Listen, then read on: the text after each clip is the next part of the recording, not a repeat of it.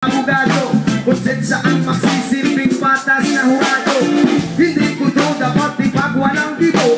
Sa ganitong paraan hindi ako nagdadalawang isip. Naisiwala kung sino ang tunay na mga kriminal. At sobrang angal ang isip. Wala nang ginawa kundi patat sila ng kasaliman. Gustong suluhin ang lahat ng yaman ng mahal kong Pilipinas. Sa kamay ng mga anak na uniformeng banturugan. Sila ang tunay na mga sapo. Sila ang tunay na mga bangat. Sila ang tunay na mga kaneng.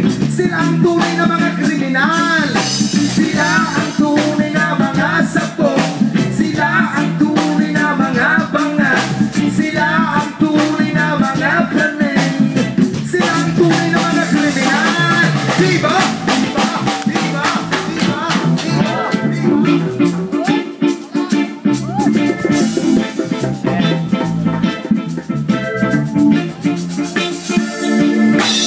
Alak, Yose, pasugala naman. Hinayupan, bakit legal ang mga yan? Kung buwis lang ang kanilang pinadahilan, eh bakit mas marami pa ang kulang kaysa mga